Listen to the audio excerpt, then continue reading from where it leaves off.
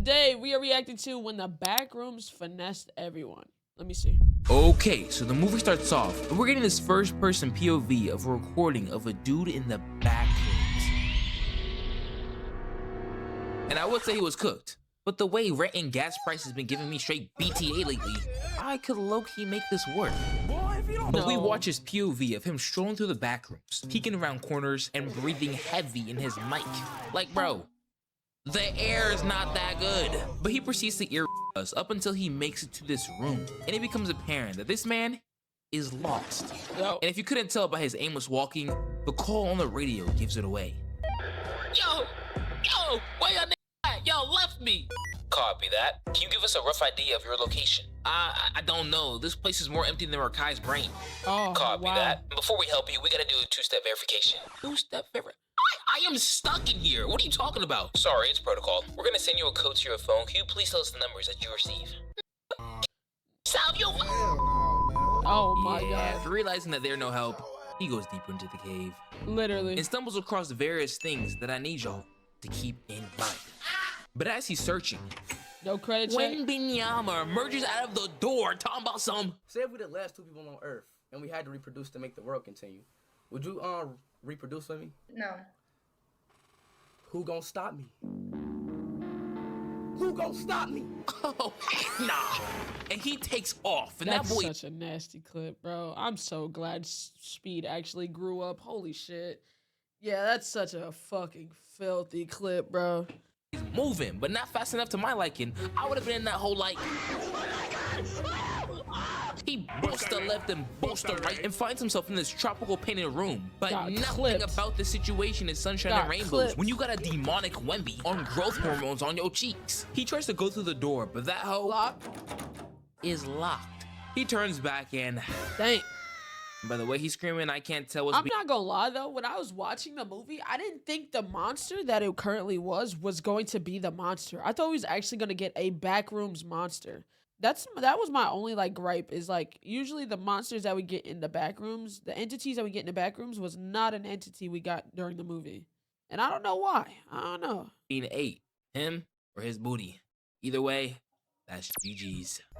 So the scene cuts to a small town with the sky looking more fake than weave. And we made our characters for the movie. We got Clark and whatever her name is. Loki was not paying attention. Now, Clark comes to her for therapy. And during this session... Shit, I forgot his name. I ain't gonna lie. I forgot that nigga name too. Shit. Alright, man. And she says... So I want to revisit an exercise we've done before. The role play. You know what I'm saying? I'm trying to go crazy. Is you gonna get shit? And she got this grown man reliving the actual hell his ex-wife put him through. And during it, she sprinkled... I ain't gonna lie. He started to get too in character, bruh. He started to get too into character. I was like, oh, there's a lot of trauma here. There's a good amount of trauma here that you really need to unpack. You need to get that shit under control. You know what I'm saying? ...in a little bit of rage bait. Just because you didn't get to be an architect. Look. Now, boy, bro, when she said that line, his whole face changed. Just because you didn't get to be an architect. Bro, that shit triggered him, bro. Oh, we going there? Took that nigga right back to the day. Now, after further investigation from this therapy session, I've realized that both of these guys are not living the lives that they want. Bro over here is working at a furniture store instead of doing his dream job of being an architect, while also going through a divorce and got kicked out of his own house. And instead of bouncing back and ending up in a TikTok alpha male edit, I ain't gonna lie, you not kicking me out my own house. I'm sorry. If I pay bills in this house, I'm not leaving my house to go sleep in a furniture store. You can go sleep in another room. I'll sleep in another, but I'm not leaving my house for this. Especially if I'm paying for, fuck no. Hell no. Hell fucking no.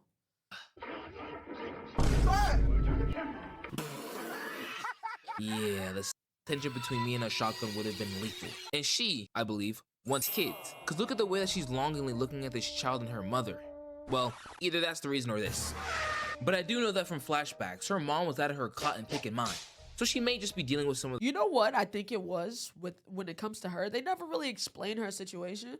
But I think when it comes to her, she wants kids, but I don't think she wants to pass on that gene of like her mother being crazy. I think that's why she became a therapist, and I think that's also why she pushed herself into her work like that. So she doesn't want the kids that she could potentially have to be crazy. You know what I'm saying? And I really think that's because a lot of people tend to do that. They grow up and become the person that, well, they try to become the person that they would have wanted for them. Like, she couldn't help her mom, so she became a therapist to help people. But she also doesn't want to have kids because she's still like, she's not even sure if she's crazy. You know what I'm saying? Feel me? The trauma. But I don't know. This is my first time watching this movie as well. Moving on. So later that night, we see Clark watching TV. Really bump up, bro. You gotta go, bro. You gotta go fast without even thinking. Because guess what? Here's what happens. And the show switches. What show is this? Okay. The power then cuts off, and he gets up to go turn it back on. But then I stop dead in my tracks when I realize that this is living in the store. Gang, I'm really analyzing your life, and I'm pissed for you. That's tough, my guy. But he goes to the basement and shuts off all the lights, seeing nothing but darkness, straight KSI. Then he proceeds to go back upstairs. What is that? Hell no. The Backrooms. Now he has two choices: either leave the Backrooms or leave the Backrooms. But this man's brain, Bro, yo, his black gene was not working, bro. And I get it, you know what I'm saying? The architect in your brain wants to figure out what the fuck this is. But like, once you saw whatever the fuck was in there, fuck the shit up. Like, you gonna see. But whenever you saw that, you should have been like, okay, maybe I don't need to be in here. Like, niggas did not take that into consideration at all. must be Plato, because he continues. This nigga's right. He then comes across a backward sign saying S-T-O-P. You don't gotta tell me twice. Deuces. But Clark, tell the class, what does that word mean? It continues exploring, you idiots. He then finds a hole in the wall, and like you said, deviants, he slides in, no questions asked. Mind you, what blew me is the nigga didn't even check the bag. You saw the bag was hidden in a hole in the wall and didn't check what's in the bag. You just climbed through the hole. Like, how did you map out this path? Cause like, when he was exploring, chat, there was other places he could have went to explore. He saw the room and then chose to go in the hole. His mapping of how he explored was terrible. I'm not even gonna lie. Then gets to the other side and finds more random stuff. When he then decides to look back through the hole that he just came from.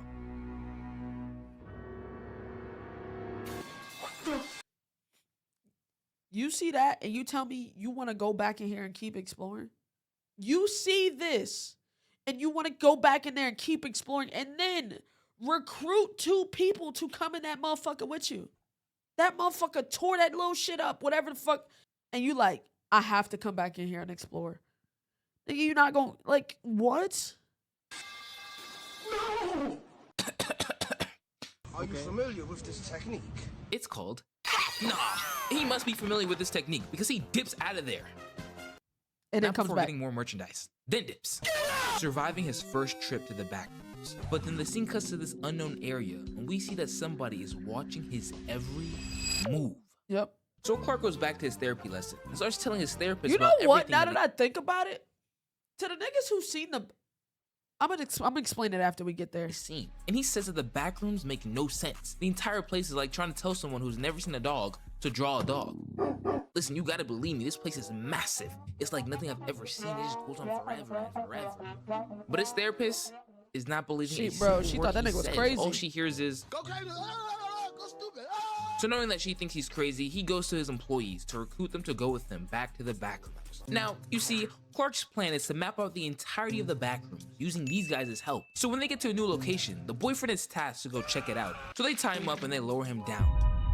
But you guys gotta learn, things are not always as they seem. Literally. Because as he's searching down there, oh, nah. It's a Then when cardboard he cutout. peers in the dark corner, he sees somebody moving. Oh. Yeah, nah. Wait, what the hell? He had to mute that part. Grabs the slack of the rope. Bro, they tied that rope hard as fuck. tied that rope hard as fuck, and then couldn't get it off that nigga. He was doomed, bruh. And pulls him back. And as this man is being dragged down, the rope slaps Clark and the girl on their cheeks, throwing them down as well. And as they're falling, you can just hear the boyfriend down there getting folded like a Powerpuff villain. Literally. The girlfriend then runs off after the monster, like the power of love will solo this evil Wembenyama. I don't know what she's trying to save. The monster's leftovers? Because your man is very much deceased. He's cooked. And in a panic, Clark takes off in the opposite direction. And guess where this man finds himself? Yeah, just go on. Crazy. Thank you. And as he's searching, this shorty pops out of nowhere, hitting the... I ain't gonna lie, I was a little terrified. Forcing him to go deeper into the back rooms, when he eventually hears the girlfriend's voice. Now, watching this back, I low-key don't know if this is actually her talking, but let me know what you think. But as he's talking, this demonic Wembenyama sneaks up behind him and grabs the camera. Yup. Now, the therapist has been thinking about what Clark told her, so she decides to go check out the store. And I gotta say, whoever was cooking up the sound design as she entered the back rooms was making sweet love to my ears. But after discovering the back rooms, she does what white people do best.